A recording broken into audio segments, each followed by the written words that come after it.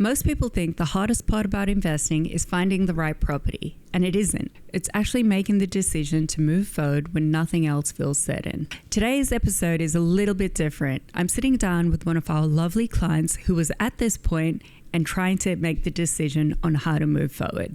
This conversation was recorded by a video call. Let's jump into it. Yeah.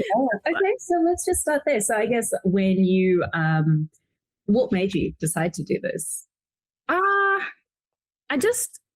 So I worked really hard. Yeah. I worked really, really hard. And I was like, okay, this cannot be the rest of my life, because COVID happened. And then I tried to study, but I need to be in a classroom to learn. And then it went online. So I was like, oh, I'll just grind at work, then that's fine. But then after working like that, I was like, I can't do this. I have to retire super early. So what were you doing for work when you first started? I remember you were in transport when you first started when we smoked, but you had a few jobs previous as well to that. I did. So before I was working at Nando's in a restaurant. And I was working there from, I think, 2020, I reckon, just as 2020 started. I worked there and then COVID happened and then all of that stuff. And then when I reached out to you guys, I think that was it was just after I left the restaurant. I think maybe a couple months after, because then I tried a few different things. So I had to go working in aged care. I had to go working for car sales. I had to go in real estate as well. But then working real estate, I kind of realized that I wanted to be on the other side of that because I was hoping that I could earn really well in real estate, but you have to work really hard in real estate to actually get there. So I was like, this isn't working. So yeah, then I found transport and it's the best decision of my life. So yeah. You're absolutely killing it in transport. So do you want to maybe give us a rundown of what you're doing there at the moment? I feel like it's such a cool line of work that you do, obviously. Yeah, of course. It's super niche-y, actually. So I work for the Metro, for the City Southwest line. And pretty much when I started there, I was working as a train person, but basically it works in stages. So first you work on stations, then you get trained to work on trains.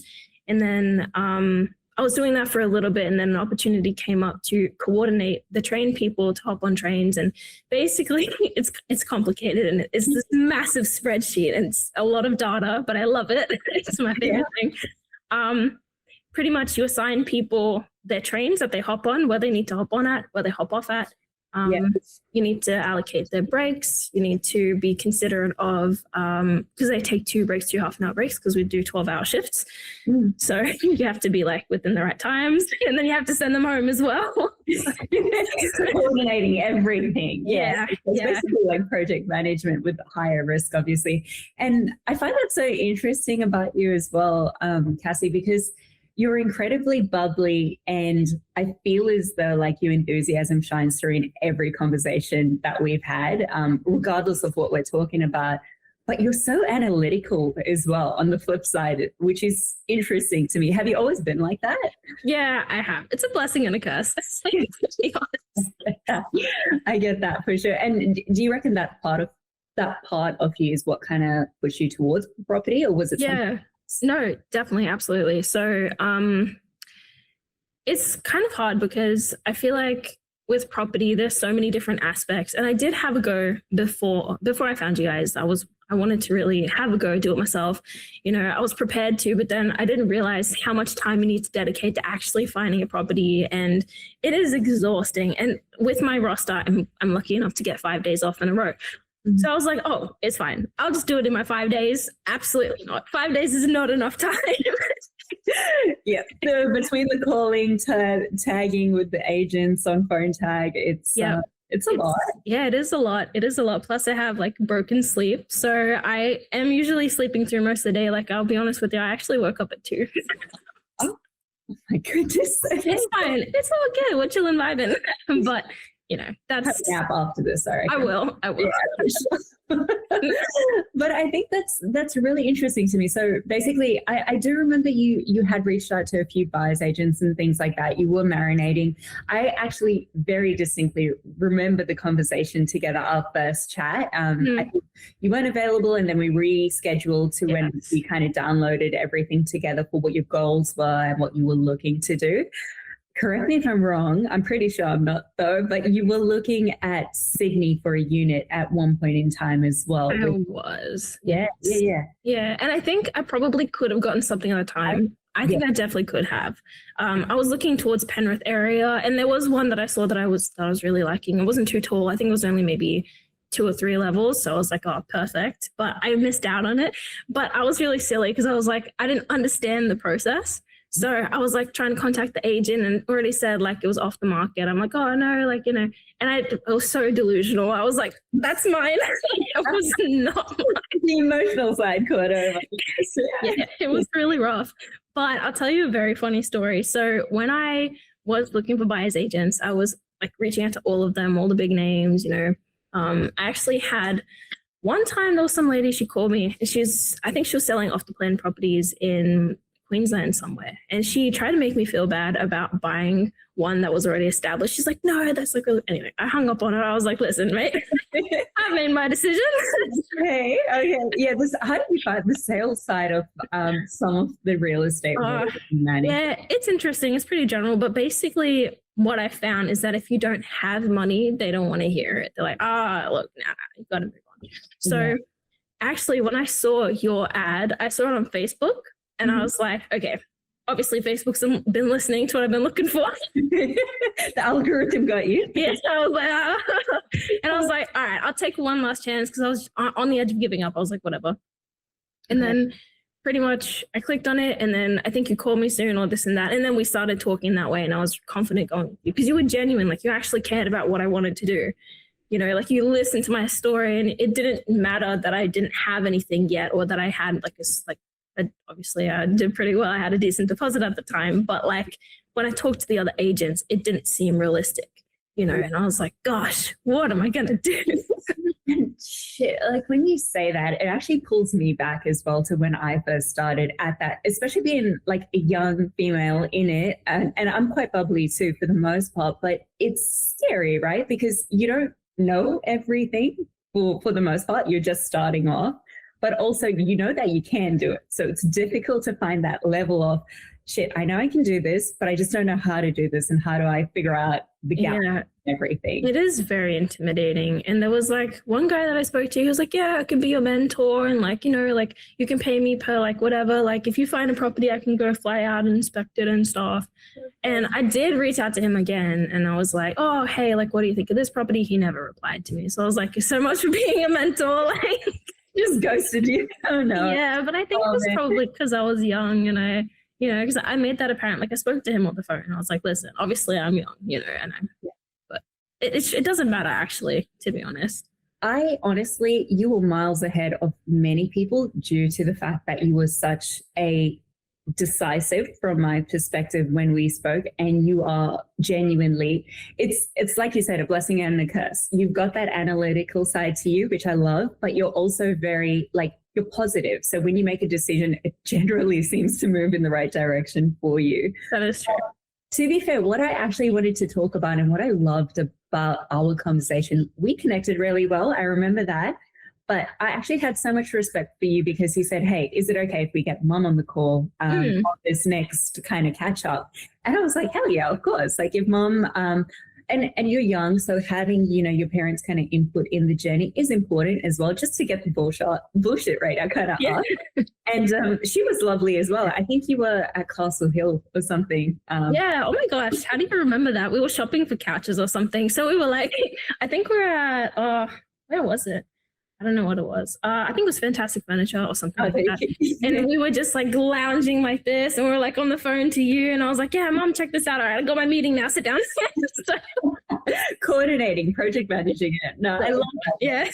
But that's an important part, right? Because the vetting and making sure you're working with the right people is an important part. And it's important, I think, to have the support, especially if you're not always 100% certain, just to get that secondary input from your parents. But I guess outside of that, like with where you're at now, far out, we haven't even hit that so far in this conversation. So you've got 2 properties under your belt. You worked full time in an amazing career. Like, what has been the experience so far, and what's been like kind of, I guess from your point of view, the things that you weren't aware of sitting beside of the fence as opposed to when you first started? I think probably like, I guess with maintenance, like just keeping on top of emails, because like my email that I've chosen to like use for everything has also lots of spam coming through. So when I sign up to things, I make a conscious decision: do I want this to come to my main inbox? Like, you know what I mean? Because there's some things that I missed and probably should have like jumped on a bit sooner. But you know, it's definitely managing my inbox has been something that I need to work on a bit better. So I didn't realize that it'd be something like that. But to be honest, on this side of the fence, after going through this journey, I didn't realize how many people are involved in actually buying a property and just the continuous maintenance of it. So there's a lot of conversations. I guess there's a lot of cooks in the kitchen, especially during the process of finding the property, etc. But I guess, are you comfortable sharing, are you happy for me to share the properties that you've got under your belt already? You can. Absolutely. First property was a gem in WA. So this was in Victoria Park, I believe. And this was a unit 455. I think it was 450 we got it for. It was 450 flat. Because at the time, there was a second property going in the same complex and it was guided at that price and went for like 515, something crazy. And then you were like, oh, we have this other one. I was like, yep, do it. Let's go. So, and it was such a quick turnaround. I remember I was actually at that open that day because we were in Perth, and I saw the unit and there was so many people on the one line for the first property. And I'm like, there's too much competition here. I reckon we can do better for price for Cassie. And given that one's going to be wildly increased in value, obviously from the owner-occupier appeal, the second option had a little bit more opportunity for you to add value to as you were to hold on to it. And that one's gone up tremendously. I should have had these values opened up in front of me, but I don't. But how much did that one go up? So currently I got it revalued so I could take some equity out of it. Super cool. So the last valuation that I got in it was 650. 650. Shit, man. That's that was really good. That is very good. Well done on that one, especially for your first one. And importantly, being a unit. You know, there's this kind of crazy rhetoric that units are not as good as houses in terms of the growth potential, but it's the timing of it. I feel as though you've kind of nailed that with your decision with going with this one, because you don't have to have a house on the first one to make equity. You can have a unit as absolutely, definitely. It was definitely time and place. You know, you guys found the perfect one, and I was so smart. I was like, yep, let's go ahead. Take a risk. Can I ask you, from your point of view, what makes it so easy to make a decision for you? Because you're very decisive, and I find that a rare quality in people, to be quite frank with you. But what are the things that give you the confidence to say, yes, let's go ahead? I think it's probably regret. You know, there's like with decisiveness, there's a very fine line of regrets, just pushing against that. So it's like, okay, if I don't make this decision, right, then what's going to happen? Am I going to regret it later? Because like, this is like, if I look at it just on top and I can see that it's really good. And, you know, of course there are chances things will go wrong, but also that's life. You know, life's not perfect. And I think at the time it was more important for me to get in, because there was actually a lot of uncertainty for me at work at the time. And I actually wasn't sure if I would have a job after 12 months. So I was like, okay, we're just going to do it. Whatever happens, happens. If I get it and it works out, it works out. So I was like, yep, let's go. And yeah, it just all worked out. So I'm just really glad to be there, because like I wouldn't be here today if I hadn't made that decision. So yeah, man, the equity that you have on your net worth at this point in life, and you're only 24, turning 25, like that is phenomenal. Yeah. And it's interesting because it's funny, like you are positive, but that just tells me that you were like living in, what is the worst case scenario, basically. Yeah. And I ask myself all the time as well, like, what's the worst? Look, I could probably tell you a bit about worst case scenarios. There's probably something that you don't know about me, because I don't actually think I shared this with you when I first met you, because why would I do that? Hit me, but you probably are sharing with everyone else, but go for it if you can't. That is true. So I'll tell you what happened in my life. So why I'm so set on retiring early and just enjoying my life is because I had something very sad happen to me. When I was in high school, my dad was diagnosed with stage 4 cancer. And that was during my HSC year. So I completely flunked my HSC. I just didn't have my head on for it. It was really bad. then before I turned 21, on the 1st of April, my dad passed away. So from that time, I was like, okay, like when he was passing away, I was stepping up to be an assistant manager. And I remember talking to my dad before that happened. I was like, listen, Dad, like, oh, I did so good. I got the job, but I hadn't in fact had the job yet. I was just like, I just wanted him to be happy. Yeah, so this is really sad, but you know, this is why I do what I do. So yeah. So since then I've been like, all right, let's go. I'm so proud of you, and just obviously knowing you for the past 2-3 years almost now, that I really appreciate you sharing that. And it's important, right? Like we're all human beings, and stuff happens in our lives. And the fact that you're such a strong young woman, you work with the ability to move forward, and you don't just live and dwell in the pain of all the reality that exists there. I'm very, very excited to see where you're going to be in the future as well, just given where you're at now. But I appreciate you sharing that. Of course, like it's a big part of what makes you who you are and how you make your decisions. So again, it's a funny thing, as much as he's not here and now, but he's always with you, which is the most interesting part. Like as you move forward, that kind of propels you into the future as well and gets you further and further ahead. How are you feeling though now, knowing, you know, you had this goal to get to a few properties under your belt every year when we spoke? Yeah. Kind of getting there on track for where you're at. Oh my gosh, I'm stoked. I actually can't believe it. Like I was like, I feel like I have to pinch myself every once in a while, but it's I feel like I'm starting to get addicted to this. You are? Yeah, because naturally I'm just a super ambitious person, and I also a bit of a perfectionist. So it's I don't know, it's a fine line. Balance. But at work I've been working really well, and I've just put my hand up to take on more duties. So they've recently had a job ad out for a promotion, and I worked hard, and I actually got the promotion. So that will be starting soon. So, but you know what that means? I'm looking down the barrel of the 3rd property. So that's exactly where your head needs to be at. But congratulations. I feel like this is the first time you're sharing that with me. So awesome there. And I know we share quite a few like texts here and there, but you obviously were at the awards night a couple of months ago. Yeah.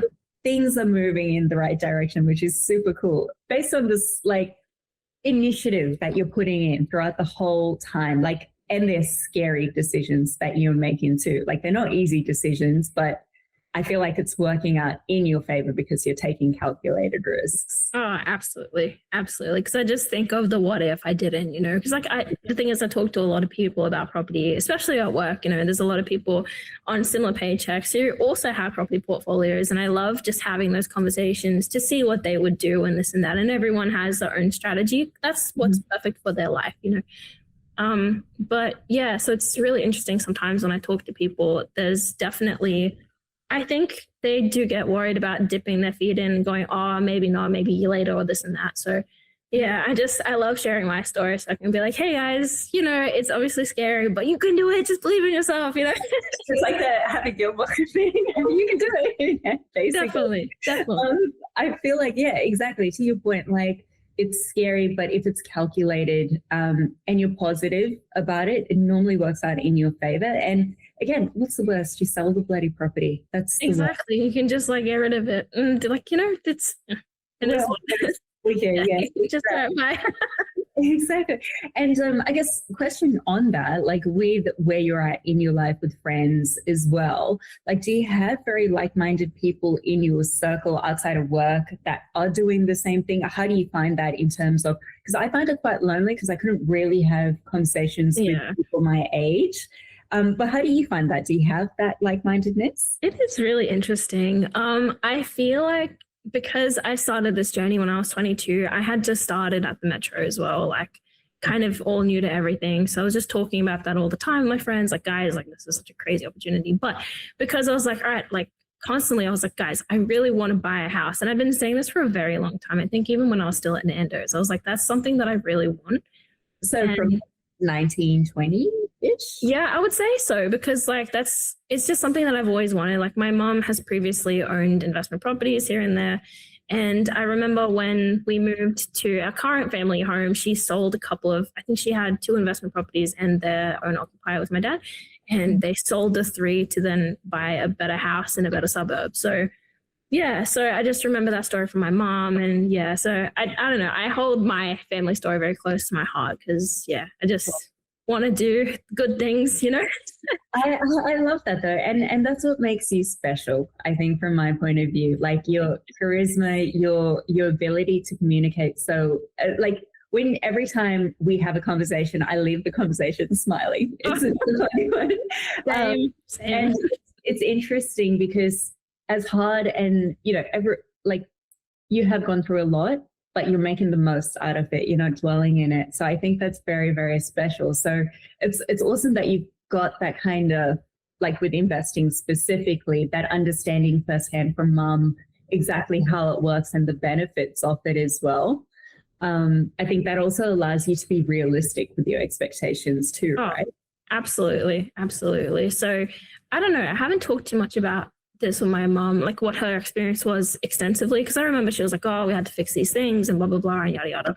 But like more of a recent conversation, she said that she kind of regrets selling them because they sold it at the wrong time in the market because they lost money on those properties. Like they made something, obviously, like the timing was slightly off. Yeah, the timing was wrong. And it's really rough to listen to that kind of story because I'm like, oh mom, like why couldn't you just hold on to it? But it's stand still as well. Yeah, but that's the beauty of it, right? Because it becomes like a bit of an option for you later on. I would love to see you hold these properties into the future and forever, to be honest. But it's also going to be dependent on where you're at in your life. But I guess from that point of view, are you comfortable sharing your like big picture goal, maybe 10, 15 years? Oh, absolutely. I say this to everyone. Like when I meet someone, hi, I'm Cass, I'm going to retire at 30. That's what I say. That's what I do. Because like, it's kind of crazy. As soon as I started speaking these things into existence, like I'm manifesting low key. Like I don't really necessarily believe that hardcore, but to be honest, every time I've done that and I've really stuck to it, it's come to light, like it's happened. So sure.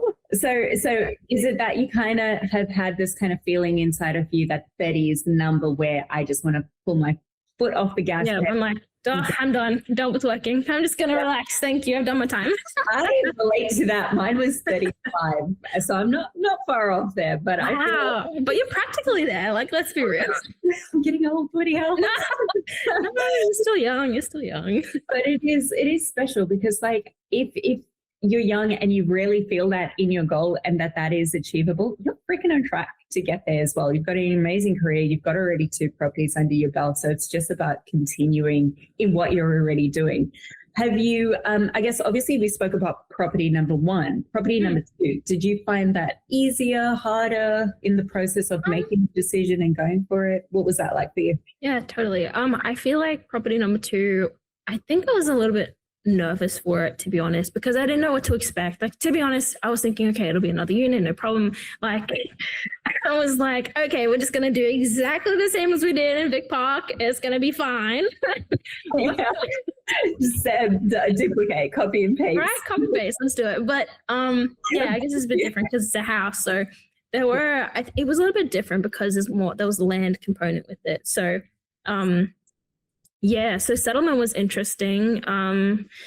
The previous guy, I don't want to obviously say anything too much, but pretty much what happened, it just wasn't up to standard on settlement. And then there's just a bit of a cleaning job that was after that. So I sorted all that out. It's not a problem. But that's not something I had to worry about with the last property because the last one was already rented out. So because I bought an owner-occupier, pretty sure it was an owner-occupier. Yeah. It's like it wasn't like the same. Different. Yeah, it wasn't like ready for that. So it was like probably a day of like stress. I was like, oh my God. But it's okay. It sorted it out. So and I think it's an interesting one, right? Because that's also part of the process of being an investor and why you will go very far, I personally feel, is because when something happens, you get on top of it and you sort it out. There's a lot of people who just kick the can down the road and complain as opposed to just solve it so that you can basically move forward to get a tenant in and get the property kind of rented out. So that's also a big thing I find in investing as you grow as an investor yourself, is just nipping things in the bud so that it's not a headache. You don't have to stress over it in the nighttime and it's just kind of solved. It's done. falls in the other person's court basically to get it solved. Yeah.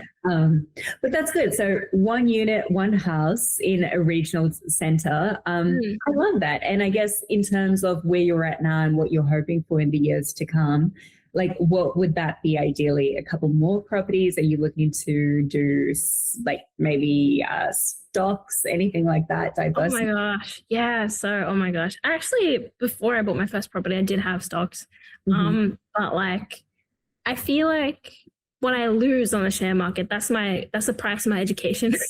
so I'm like, okay, if I lost on this, it's because I have a lesson to learn kind of thing, you know? So that's how I look at it, to be able to take that leap and like just put some money somewhere and then try. So when I was buying my first property, I sold everything just so I could have enough to be able to buy something. And yeah, so it was, I don't know how much it was. I don't think it was actually that much, but I was going to take everything. I was like, that's fine, let's go. But that is something that I want to look into this year. I want to start with maybe micro investing, because I listen to a lot of other podcasts as well, like Girls Invest and also Friends and Invest, and also She's on the Money. Yes, I'm familiar with that one. Yeah, I quite enjoy listening to them because they have a lot of like tips and tricks around investing like that. So so that's probably something that I'm going to do this year. I love that. I think that's important as well as you grow, just as a young person towards that goal of 30 to retirement, just making sure you're diversifying. So I love that for you. And I guess, is that part of, like, from your side of things, what's going to be the most exciting thing for 2026 for you? Like, what are you looking forward to outside of it? Oh my goodness. Honestly, probably property number 3. I'm so set on it. I'm like, nah, it's going to happen. So I'm currently like, you know, so with like investing and stuff, I'm just sorting out my accounts. Oh my goodness. I went through my bank statement, I guess, for the last like 12 months on like the 2nd of Jan. And I was like, all right, because I want to be healthier this year as well, right? I don't want to eat fast food. I just want to be like, you know, avoid certain things. Work, and you gotta look after, because if you're gonna be retired at 30, you gotta be feeling good.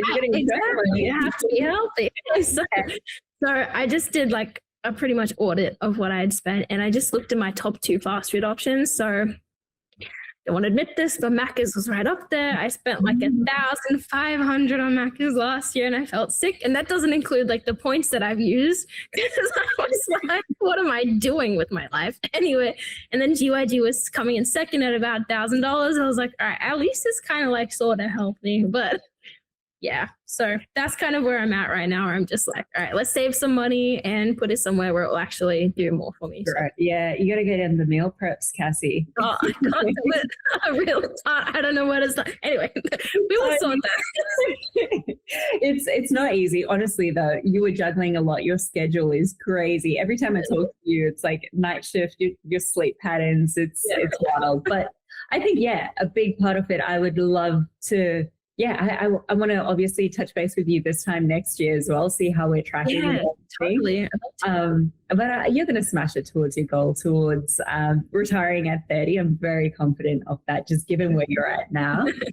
But I wanted to say thank you. It's been a lot of value, I feel like, that we shared together. And obviously understanding you as an individual, a young investor, you know, the exciting things about property investing, the scary things as well.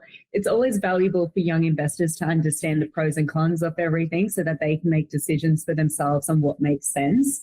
But again, I think for you, the wonderful thing about working with you is you're incredibly bubbly, decisive, and you are analytical as well. So as much as there's that positivity, you look at it with an eye of realism, which is so important in this journey, as well as being an investor, because you're not just deep diving head first, you're being calculated. No, absolutely. I love that. Well, thank you, Cassie. We'll obviously be connecting in a year from now, see how you're tracking goals. And again, excited for you in the future and everything it holds.